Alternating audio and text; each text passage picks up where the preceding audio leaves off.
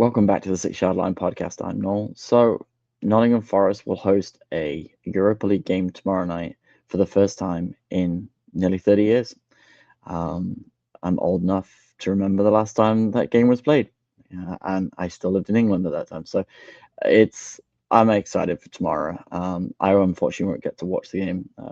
I'm on the west coast of Canada, so the time difference is an absolute killer for me this week, and I'll be in a meeting with my boss. So I'm going to miss this one. I'm absolutely gutted to miss this one. But I expect that atmosphere to be absolutely pumping tomorrow night because this is what it's about. This is what the game is about, is going to see these nights, these magical nights. And Forest need a win. Forest need to show the world and show everybody that this is, they're not on a downward trend. We brought Ange in because they wanted to play a more progressive style of football, the more attacking style, open style of football.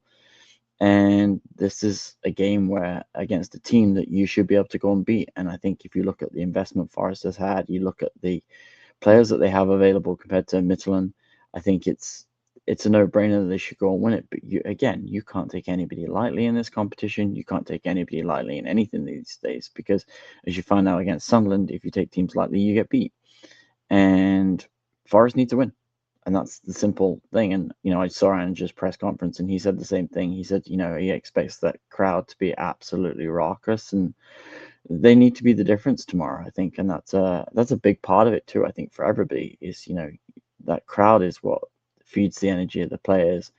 And against Sunderland at times there's moments where it was quite dull and quite flat, and I think that's because there's caution and worry in the air, and that's understandable. It happens a lot in football, but I think tomorrow night we just need to be loud and to be behind everybody, and hopefully the team can pick up a win because I think Forest needs a win more than anything right now. I think they need a dominant win. I think they need a clean sheet. They need to get some of that mojo back, and I think that's definitely been the issue that we seem to have seen over the last couple of weeks under Ange is just they can't seem to quite finish the job. They can't seem to get over the line. They've played some really good football at times, and they just can't seem to unlock the teams in front of them. You saw that against Burnley, you saw that against Sunderland, and against Betis they were unlucky. But I think if Murillo and Ola Aina were playing against Betis, I think Forest would have won that game. And I can't state that enough. I think you do see how much Forest were consistent last year were based on how good Ola Aina was and how good Murillo was. And, they've been missing for a while. And so I think that's part of the problem too. That back four was very stable last year, very consistent. And Morata, like I know a lot of people would give him a lot of grief. He looks very good actually, though. He looks very rugged. He looks very solid. Again, I think he's one of those guys that if you give him some game time, I think he might turn into a really good centre back. I think the only difference is Murillo's got a ton of pace, and I think that's the difference. Morata doesn't have a ton of pace to get that recovery speed. So I think there's a little bit of a shift in how they play in defence, but those two players are definitely a big miss. And I'm just excited to see how Forest play tomorrow. I think this is an opportunity. I think this is a game where Forest needs some players to really step up. So, my first player I think I would say that really needs a good game tomorrow is Morgan Gibbs-White. I think he's not been that great over the early part of the season. I think he's had a couple of games where he's been really poor. I think he's been a couple of games where he's been, the Gibbs-White that we saw last season. But when you look at how Elliot Anderson has started the season and you look at how Morgan Gibbs-White started the season, Elliot's been the most consistent player on the pitch and he's probably been the best player on the pitch in every game. And that's not an understatement to say that. So I think Morgan Gibbs-White needs a big night tomorrow. I think he needs less Hollywood balls, more work effort, and just the simple stuff that he does very, very well to show up tomorrow. And then whoever plays up front is going to be the biggest question for me. I think he might start Igor Jesus. I think that European style of football might suit him a little bit better than the Premier League.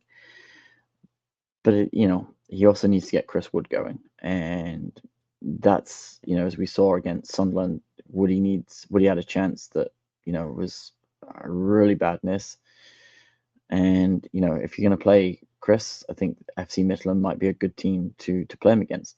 Now, one of the things Midtjylland's good at is obviously corners, set pieces. They practice them, they drill them. They're one of the best teams at them, and Forest has been a bit susceptible to that this year. So, I think Chris Wood's height and strength and physicality might help on the defensive side of it, which he always does. That works so very well and so relentlessly.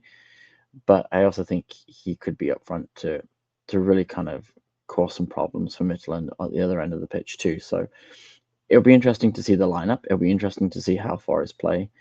I generally do think whoever's up front needs to have a really good game, whether it's Igor, Jesus, or it's Chris Wood. And then you kind of just need Elliot Anderson to be the same. And then the wing player again. It's like we're not quite sure who he's going to start on the wing. I personally would put Callum Hudson-Odoi in. I think he's another guy that has just not got off to a start this year, and I think that's a little bit because of his two best buddies, Ola Aina and Anthony Elanga, aren't there, and I think he's been a little bit slow out the gate this year, so you need to get him going. Bakwa looks very good, and Doy looks good in patches, and I think again these guys are just finding their feet in the Premier League. It's only 6 weeks into the season, and so we're not panicking, but you kind of need to kind of figure out who the best 11 is, and I don't think he quite knows that yet, which is fair enough. Ange has just got here. He didn't have a preseason with them, and as we all heard Nuno say last year, how important that preseason is to get the players to buy in to the philosophy, to the style, to the way that they're going to play. So it'll be very interesting to see who starts on the wing tomorrow. I think he's going to go with Bakwa, and I think he might go with Hudson-Odoi. But again, not quite sure. So it's an Ange team that we don't really know what the settled lineup is. And I think that is something about Forest last year that we always knew pretty much who the best 11 was. Now we have questions all across the pitch of who's going to start here, who's going to start here. And we also have obviously injuries and all those kind of things as well. So it will be an interesting thing to see. But I think the biggest thing for me is, it's Forest at home in Europa. And it's it's going to be a magical night. It's going to be a big night, and I'm just looking forward to just seeing Forest just go at him, just really go at him and try and score. I think if Forest score a couple of goals early, it will be over.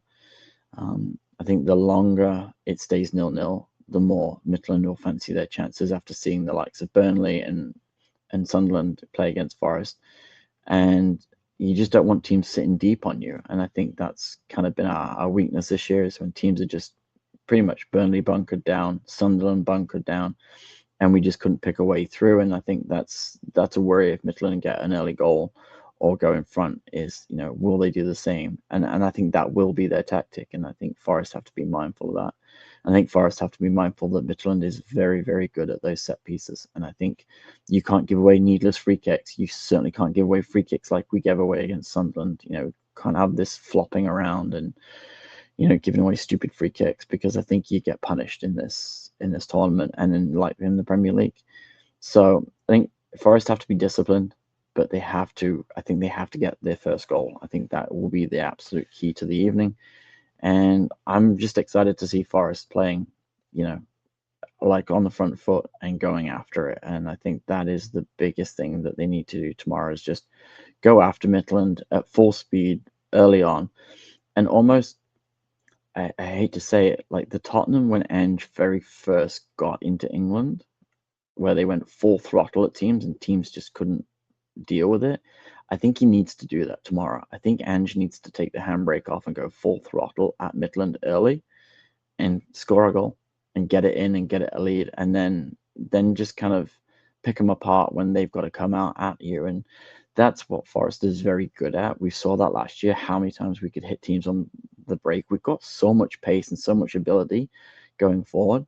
But when teams sit deep on us to defend a lead, we can't get in behind them. We can't attack them that way. So I think what we need to do is really go full throttle at them, get a goal, and then when they come on, then pick them off as they break on them. And I think that will be, a recipe for a 3-0 win if you can do that. But it's how they start, and Forest have to start strong. So I'm excited to see how it goes. I'm excited to see your things. Let us know in the comment section what your predictions are. Thanks for watching, guys. As always, smash a like and leave us a comment, and we'll see you on the other side.